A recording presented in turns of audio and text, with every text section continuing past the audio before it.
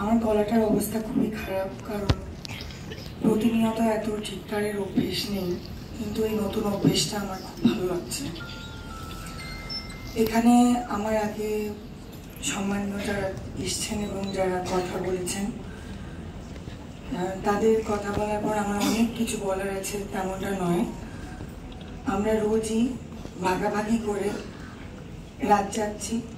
কালকেও আমি শ্যামবাজারে যে স্ট্রিট পেন্টিং করা হয়েছে শ্যামবাজার মোড়ের ওখানে, সেখানে ছিলাম সকাল অবধি।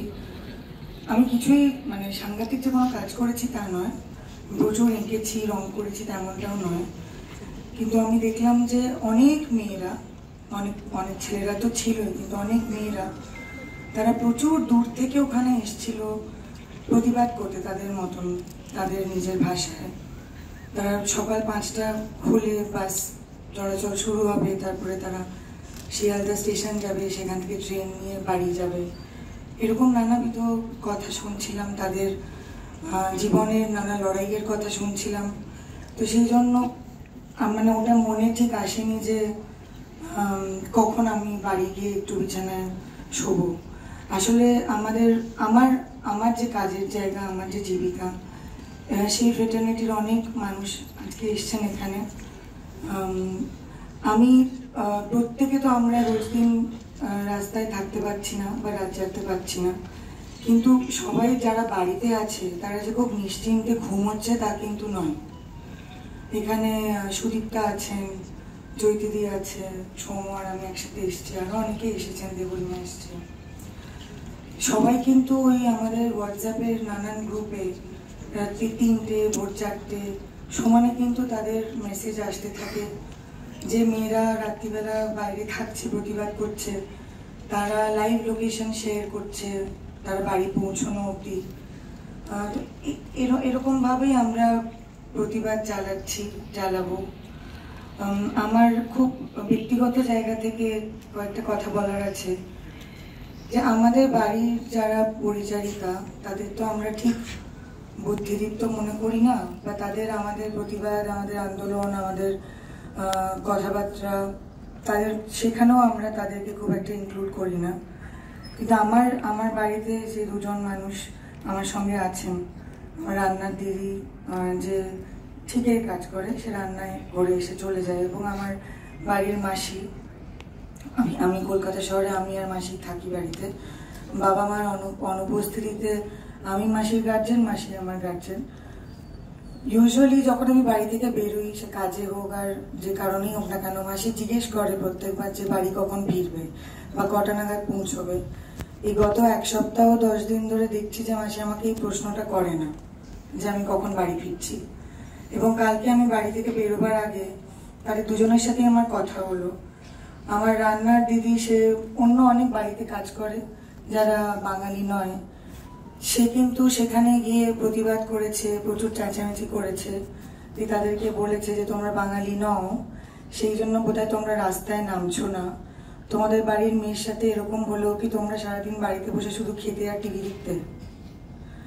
এবং আমার বাড়ির যে মাসি, সে আমাকে কালকে বললো যে আমি টিভিতে অনেক কিছু দেখছি, অনেক চেনা পরিচিত মানুষের কথাও শুনছি, সবাই তোমরা কি একটা বলে চেঁচাচ্ছ। তখন আমি বললাম যে উই ওয়ান্ট জাস্টিস বলে সবাই চেঁচাচ্ছে। তোমার সে বললো হ্যাঁ, ওইটাই বলে চেঁচাচ্ছ। কিন্তু অনেকেই যখন জিজ্ঞেস করা হচ্ছে যে কার থেকে জাস্টিস চাই, তখন তারা আর কিছু বলছে না।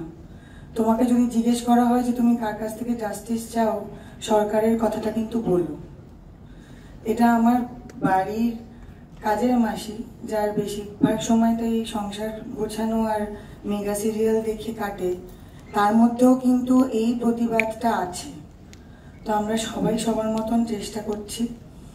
আর আমি বা আমার ফ্রেটার্নিটির তরফ থেকে যারা এই প্রতিবাদে সামিল হয়েছেন, আমি সুদীপ্তার কথা আলাদা করে বলবো। আমার খুব পছন্দের অভিনেত্রী, খুব দক্ষ অভিনেত্রী, প্রতিবাদী মুখ একটা। ও কিন্তু গতকাল সরকারের থেকে দেওয়া পুরস্কার 2013-তে যেটাও পেয়েছিল, সেটাও সরকারকে ফেরত দিয়ে দিয়েছে। এবং সেটা ও নিজে কাউকে মুখ ফুটে জানাতেও চায়নি। আমাদের ব্যক্তিগত যে হোয়াটসঅ্যাপ গ্রুপ সেখানে জানিয়েছিল, এটাও বলেছিল যে ও কাউকে জানাতে চায় না।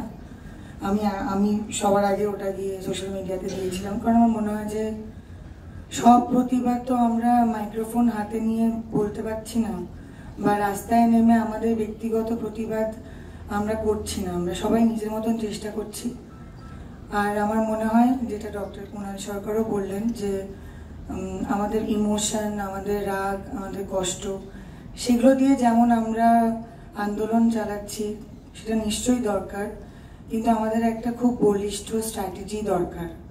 কারণ আমি মনে করি, এবং আমি লাস্ট এক সপ্তাহে যেখানে যেখানে গেছি, কালকে আমি ন্যাশনাল মেডিকেল কলেজে অনেকটা সময় ছিলাম, এবং জুনিয়র ডক্টর যাদের সঙ্গে আমাদের এখন প্রতিনিয়ত কথা হচ্ছে, আমি বারবারই এই কথাগুলো বলেছি। আমার সঙ্গে আমার কলাকুশলীরা, আমার বন্ধু বান্ধবরা অনেকেই একমত। আমি আর সমু আজকে এখানে আসার সময়ও এটা নিয়ে আলোচনা করছিলাম, যে আমাদের এমনভাবে প্রতিবাদ করতে হবে, এমনভাবে আমাদের আন্দোলনটাকে এগিয়ে নিয়ে যেতে হবে, which will disrupt the peace of the society, or which will disrupt এই শহরটাকে। যারা এখনো মানে আমার ইচ্ছে করছে না, আমার তো কিছু হয়নি, আমার বাড়িতে তো কিছু অঘটন ঘটেনি, এই আমি নিয়ে যারা এখনো অব্দি চলছে, তাদের যাতায়াত, তাদের এই যে মানে আই এম নট বদার্ড, এই ভাবটাকে যতক্ষণ না আমরা ডিসরাপ্ট করতে পারবো, গভর্নমেন্টের ঘুম ভাঙাতে আমরা পারবো না। এই ডিসরাপশনটা খুব দরকার। আর আমার অনেক অ্যাকোয়েন্টেন্সেস, আমার বন্ধু নয়, তাদের সঙ্গে আমার কাজের সম্পর্ক, এরকম অনেক মানুষ কালকে আমাকে মেসেজ করেছিল কোনো একটা কাজের কথায়, এবং তারা খুব বিরক্তি নিয়ে বলেছে হোয়াটসঅ্যাপে যে the situation of the city's traffic is fuck all. তাতে আমি তাকে উত্তর দিয়েছিলাম যে very good, we want to fuck everything in the city until the government takes that. তো আমার এই বলা কথাগুলোকে কিরকমভাবে স্ক্রিনশট নিয়ে লোকের কাছে পৌঁছাবে, বা দরকার নেই বাবা, এই খুব ক্ষমতার কাছে, এর সঙ্গে একটু ভালোভাবে থাকি, রয়ে থাকি, একে আমি একটু তোয়াজ করে চলি। আমার মনে হয় না আমাদের ওই তোয়াজ করে চলার সময় আর আছে।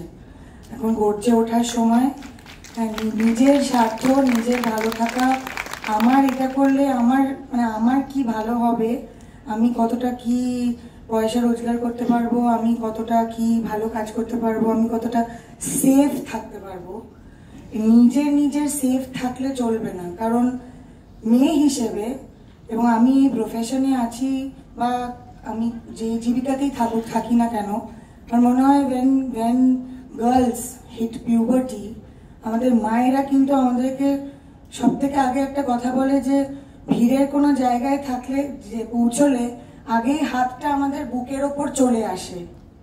কারণ সব থেকে বেশি প্রবণতা থাকে যে মানুষ সেই সুযোগ নিয়ে কেউ কুৎসিতভাবে, খারাপভাবে আমাদের বুকে হাত দেবে।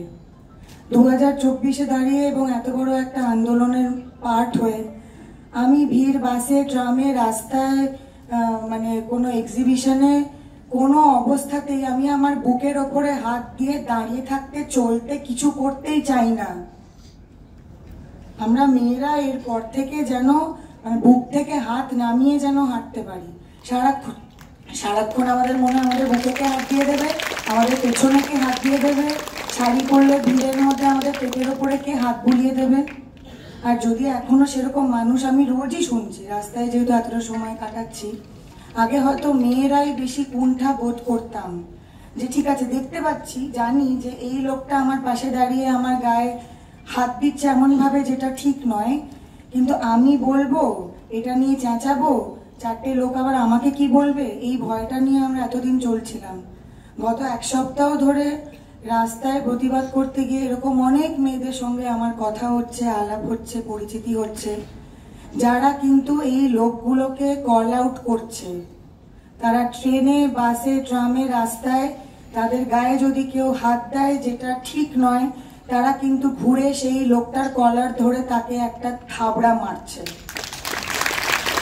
এই আন্দোলন কিন্তু আমাদেরকে এই সাহস জোগাচ্ছে, আর আমরা এই সাহসটা নিয়েই এগিয়ে যেতে চাই। We want